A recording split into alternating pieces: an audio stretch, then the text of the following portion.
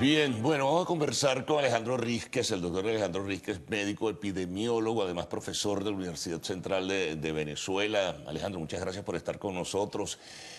Felicitaciones primero porque es el Día del Médico, ¿no? Y esto nos lleva de alguna forma en esta introducción quizá a hacer un rápido repaso sobre la situación de la salud de nuestro país. Luego podemos entrar en el tema particular, el caso de esta multiplicación de la difteria, ¿verdad? Que está preocupando como patología a muchísimas personas en este país.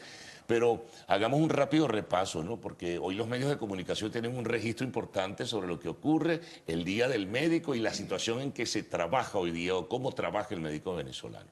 Bueno, muchísimas gracias por la invitación. Bueno, ante todo, felicitaciones a todo el gremio, a todas las sociedades científicas, a todos los médicos en general que laboran en el país y que nos hemos mantenido dándole la cara a los hospitales, a las clínicas, a los ambulatorios, en donde hay una situación que todos conocemos, que es una situación de bastantes carencias, no solamente por el dado personal y directo que es los salarios miserables que tenemos, sino también indudablemente por la falta de recursos mínimos para poder asistir a nuestros pacientes de la manera que nosotros deseamos, con calidad y eficiencia. Hay un reportaje que salió publicado, si mal no recuerdo, en el Diario Nacional, donde hacen una consulta, quien lo elabora, no recuerdo cuál fue la periodista, una consulta con médicos jóvenes, donde aquellos que han permanecido en el país, dada pues el compromiso o la responsabilidad que tienen. No quiero decir que los que se hayan ido, con muchísima razón también, no tengan responsabilidad y compromisos con el país, pero allí se habla de las carencias, de las dificultades, de los problemas y sobre todo lo que significa la sensibilidad de los médicos frente al drama que se vive en Venezuela, ¿no?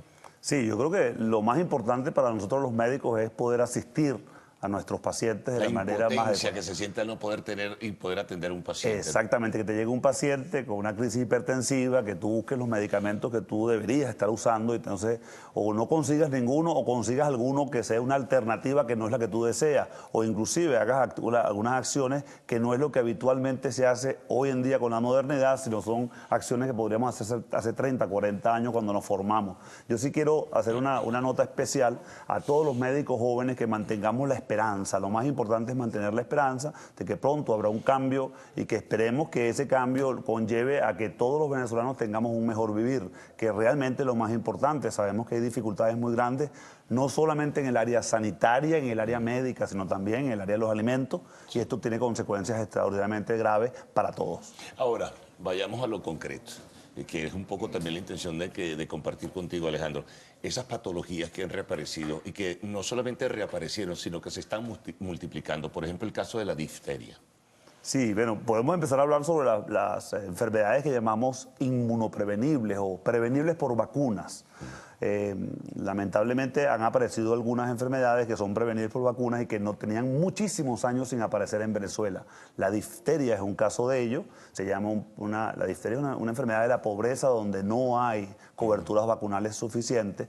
Desafortunadamente reaparece nuevamente en el país. El Ministerio de Salud ha tomado una cantidad de acciones muy importantes para tratar de frenar ese foco, que fue consecuencia probablemente de una falta de cobertura vacunal. Es decir, los niños no estaban debidamente vacunados como debe ser, y eso ha causado algunas muertes y un número de casos, no solamente en el estado Bolívar, sino también en otros estados del país, y esperemos que pronto, a través de unas coberturas vacunales mucho más elevadas, podamos ayudarnos a todos a combatir este flagelo que nuevamente desde 1993 no se presentaban casos. O sea que tenemos una enfermedad que estaba prácticamente bajo un control absoluto y reaparece por falta de políticas sanitarias que realmente puedan cubrir este tipo de situaciones no esperadas. Tú hablabas es una enfermedad de la pobreza, ¿no? Lo cual quiere decir que es un claro y definido síntoma de que la situación de la pobreza se está volviendo extrema nuevamente en este país y que no se han tomado los controles necesarios.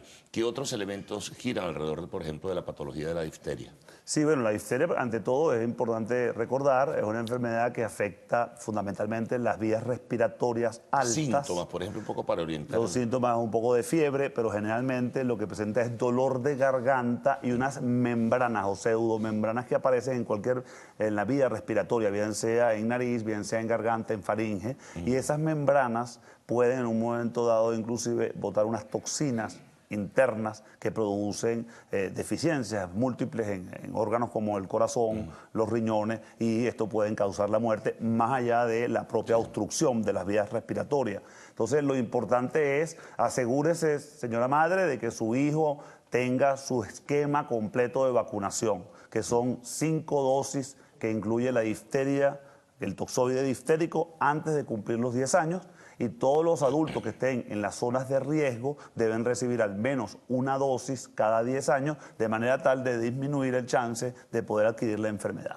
Ahora, reaparece por la pobreza, pero ¿qué otros factores hacen que reaparezca la difteria? Sí, bueno, la verdad es que la información que manejamos es bastante limitada, pero Bueno, el claramente... ministerio parece que hoy día no da la información adecuada, ¿no?, para poder atacar una serie de patologías que han reaparecido. La parte positiva es que tenemos la Organización Panamericana de la Salud, que de una manera u otra tiene que darnos informes, y en el último informe nos habla de que aparentemente la enfermedad entró por la zona de Bolívar, donde sabemos en este momento que hay grandes desplazamientos humanos en búsqueda de alimentos, en búsqueda de la minería ilegal, y esto se ha ¿Vendría de convertido... dónde? ¿De Brasil, tal vez? Bueno, aparentemente viene de Brasil, se implantó en las zonas mineras y a partir de ahí la mayoría de los casos salieron al resto del país, donde se habla y se estima que alrededor de 18 estados ya han presentado algún caso.